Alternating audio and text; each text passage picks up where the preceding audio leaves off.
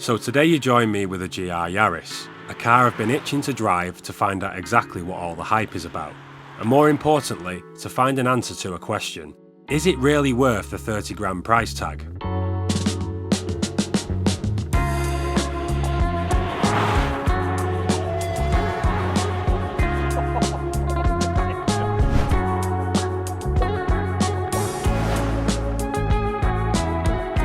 So today I'm back with the iGiveaway Classics guys, and they've kindly lent me this Yaris GR. And I'm not really excited about Toyota as a brand, I'll be perfectly honest, but I've seen a lot of hype with these, and I am a bit late to the party by a year or so, but I've let the hype die down. I've finally got my hands on one, and I'm going to see exactly what this is about. So let's take it for a drive and put it to a test in weather that most people haven't done, and I'm hoping the all-wheel drive system can keep me flat on the road. You're watching TCR, and I'm Tom Shorrock. Now, before we get into the road test, let's take a look at the car in detail. If I'm honest, it's quite a hot looking car, and it definitely screams hot hatch.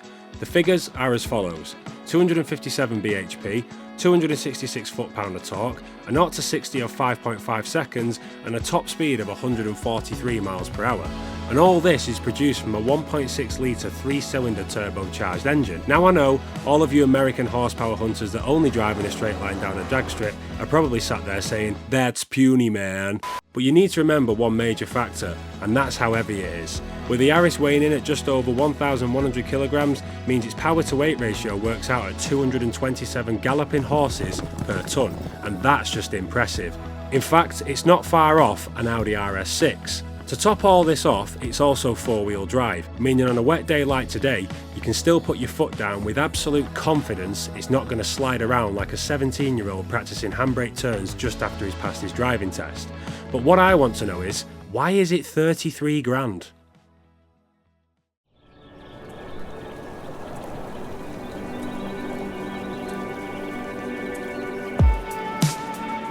So we're in the Yaris GR, and I've never driven one of these. There's been a lot of hype on YouTube about them, and I've been, switched off by it, because when you look at a Toyota Yaris or even think about a Toyota Yaris, all I think about is old age pensioners, people that drive 1 mile per hour below the speed limit, and then your typical takeaway driver. But this is just wow.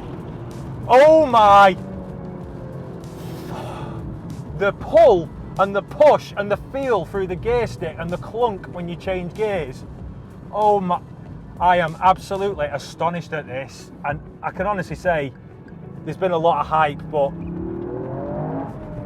now I know why, because the pull on that and the snappiness. And I'm not even in the biggest mode. I mean, I've not had time to play around with this, but Toyota, what are you doing to me? I've never ever felt power out of a 3-cylinder 1.6 turbo. I mean, that's not even putting your foot down, that's just Toyota, you've got it right. I mean, even at slow cruising speeds, it's comfortable, the seats are really well supported. I mean, don't get me wrong, it's a very, very, very stiff car, and when I say stiff, you can feel every bump, every little bit of stuff in the road. It's just, there's a road here that's pretty straight. Let's drop a gear. That's a second gear pull, all the way. And I mean, that was, well, let's say 60, just to be on the right side of things. I've had a Golf GTI and it wasn't as quick as that. It's just, let me drop a gear.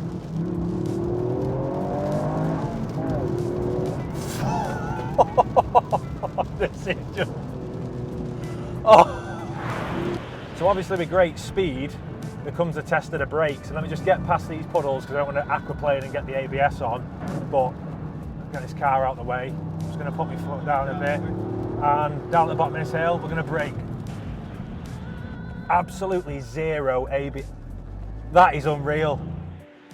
I mean, I'm a bit of a brand snob. I like all sorts of German cars, fast cars, big BMWs, Mercedes, Audis, anything you can think of, the big names. But Toyota, these cars when they first came out were £30,000, and I thought 30 grand for a Yaris?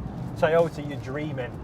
But then when they came out, nobody could get hold of them, and I seen a few on Auto Trader go for in excess of 50 grand for a little tiny car That is insane money. You're probably asking me, what don't I like about this car? Well, you can be a badge snob all you want, but I'm sold.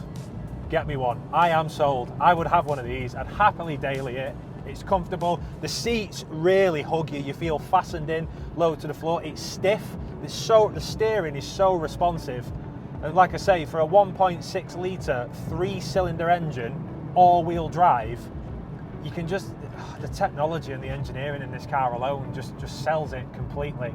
It just sounds absolutely amazing. It's so well set up, this car. Toyota Yaris, that I did think was a glorified takeaway car. I am sold. What a little hot hatch. It's the induction noise alone. It goes, you can hear the suck on the air filters.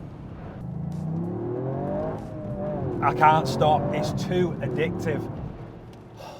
One thing I should mention is, this car was developed by Toyota to take on the World Rally Championship, and the only reason it ended up on sale is due to the WRC regulations specifying a car must go on sale to the public in limited numbers for it to be entered into the World Rally Championship. With this said, Toyota spent all their time and money developing the rally aspects of the car and only left a small budget to make it road legal, meaning you, the consumer, is practically driving a rally car with a couple of minor tweaks. If only other manufacturers would do the same. Now with a car such as this, that's been purely designed for race pedigree, you'd expect a few things to be, not the best, such as the weight shedding. This car is very, very light, but you can't help but feel when you open the boot lid especially how cheap and light it feels. It's not necessarily to say it's been made cheap, but it's been made light, and obviously with weight shedding on cars, things do start to feel cheap, but they have focused on making the most touchy-feely parts of the car, such as the gear knob, the steering wheel, the pedals, the door handles. They focused on making those feel expensive, and they do. But would I swap weight shedding for power and performance and smiles and noise? Every time I would. It's just a great car. Would you get bored of it? There's a slight chance, but at the moment, I'm not bored of it. In fact, I want to take it home. Oh, it sounds absolutely amazing. So, to answer my question, is it really worth the 30 grand price tag? I think I'll leave that for you to decide.